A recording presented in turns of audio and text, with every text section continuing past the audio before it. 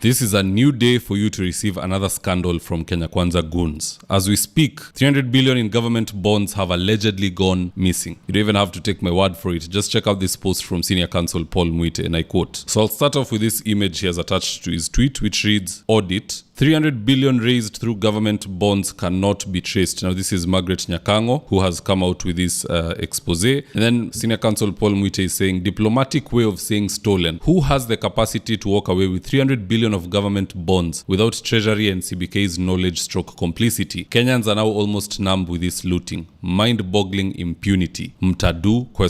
Now, in line with that, in this video, I want us to look into some of the repercussions of this highway robbery and also where those funds could have gone to. And so with no further ado, let's get after it. So first up, where did the money go? My top suspicion is that the national government has probably defaulted on one or two of its foreign debts. And as such, they have raided the bonds which banks and private citizens give them. Because they know it'll be a while before people notice the cash is missing, because, you know, mostly the general agreement between the government and the private sector is that, look, we secure the principal, you only get it back after X amount of years, but we will only pay you the interest twice a year. So the government is hoping you won't notice the principal is missing because it's yet to mature. But this is just like dominoes. First, they will steal the principal, keep you busy with the interest. Then they will come for your bank savings and eventually even your own MPESA account because they have probably defaulted on foreign debt. Jimmy Wanjigi explained this issue very well in regards to what happened to Ghana and how it could also happen to us one day. Just listen to this video very, very carefully. And if you can, download it and keep it somewhere because it might come to pass based on what I'm seeing. Just check out this tip. We are teetering on what is called debt default. And I think Kenyans need to understand what that means to our lives. Ghana recently, December, went through a modicum of debt default. They could not meet their debt obligations. So what did Ghana do? They went to the IMF. And the IMF told them, before we look at you dealing with your debts, the sovereign in your country must understand and feel the pain first. Yes, CT. So Ghana calls in their bonds and says, now if you have a bond of 10,000 shillings, you now take it at a discounted rate of 30%. So it shaves off people who had lent it domestically. Yes, basically it shaves off 3,000 shillings and says 7,000 is yours. Now this 3,000, come back for it in 3 years. The next 3 years is 0% interest, but in 3 years you come, we give you 3%. But it didn't stop there. They went to bank accounts because the threat of banks collapsing is huge. So they come to your bank account, they raid your current account, they do the same thing. Here they raid your MPESA and do the same thing. What is raiding and doing the same thing? What does that mean? It means that if you have a deposit in your MPESA of 10,000 shillings, they will take 30%, and you then have 7,000. So your balance, if you have a current account, your balance suddenly becomes 7,000. Who is the sovereign? It's you, the citizen. How do you starve off a bank collapse? You detain the cash. You detain the cash, and that is coming to this country.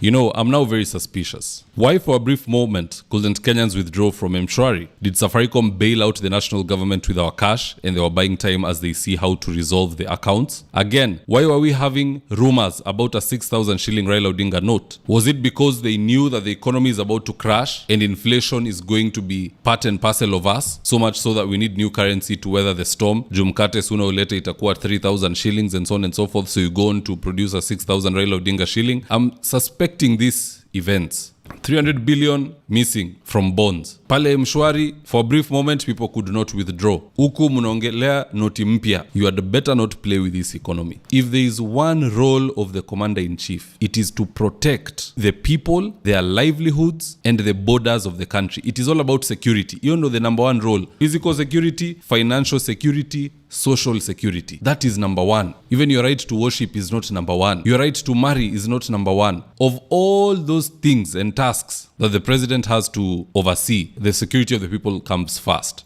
If we wake up, bonds zimeibwa, kwa MPESA wameingia, bank account unaambiwa vile Wanjigi anatuambia ati you have 1 million but we can only give you 700,000, 300 auguzi. tutakupea siku ingine, depending on how bad the situation is. If it's worse, it's the other way around. Unaambiwa 300 ndo tunakupea 700,000 na uguzi. Soon people will start putting money under the mattress. Hapo ndo tunaelekea, sababu watu trust hawa watu. Now the second place where this money could have gone to is voter bribery. In fact, I need not say too much. Just listening to the Malava by-election candidate Seth Panyako exposing the ongoing bribery. Roll the tape. UDA ikiongozwa na Faruk Kibet pamoja na Kevin Mahelo wameanza shughuli ya kuwahonga wapiga kura wa Malava, na Faruk Kibet amekuwa hapo hamtua, na Faruk anakuja kabisa kwangu nyumbani kukuja kuchukua na kupea watu shilingi 2,000 ili wapikie mtu wao wa UDA kura. Mambo ya kutafuta kura alisha jana, na sasa leo yale Faruk amefanya na Mahelo Kevin wanafanya ni kujaribu kubribe wapiga kura. Tuko na ushahidi na hiyo mkutano na video zimechukuliwa, na tayari nimetuma kwa IBC Malava kuangalia kazi ambayo Faruk Kibet anafanya. Kwa hivyo mimi nataka kuambia wakaaji wa Malava kwamba kama watakuja na hizo pesa vile tumekuwa tukiwaambia tu, nyinyi chukueni pesa. Kitu ambacho hamstahili kufanya ni kumpa mtu kitambulisho yako au namba ya kitambulisho chako. And it's true, I mean, here's exhibit A.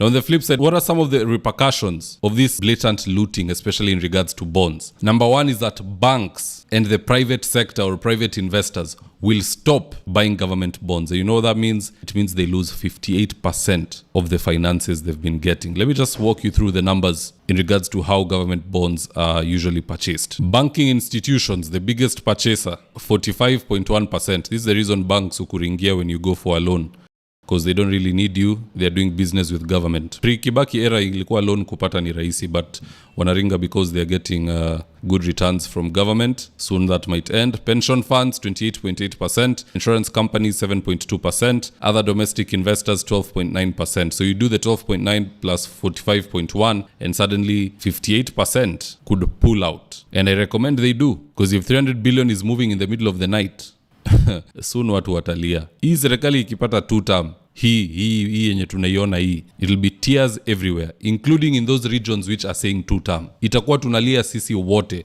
except wale wako majuu. But if you're having relatives back home, you'll be crying on their behalf. So let us not risk. These are signs and symptoms of having thugs in government. So rectify that anomaly at the ballot. Your ballot is your bullet. That is the only way to fight back. The way Kalonzo usema walisema tupige risasi kwa mguu, we piga risasi kwa ballot. That's just my opinion, guys. Do let me know your own comments in the comment section below. Where do you think this 300 billion could have gone to? Who took it and why? Just drop me your comments. I'll do best to read them and to give you a response. And with that, here are today's ads of the day.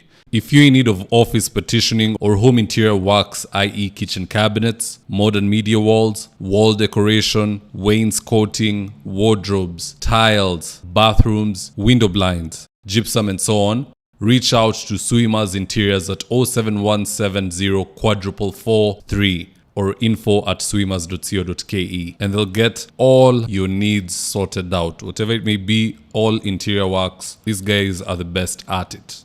Gikomba Pure app. Download today from the App Store and Play Store. Register by creating an account with your username, email, phone number, and add your password of choice. Upload your products and start selling or buying seamlessly. Gikomba Pure app. A new digital market.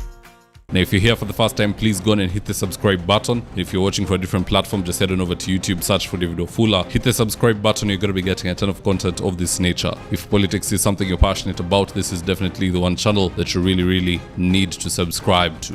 All right, guys, adios.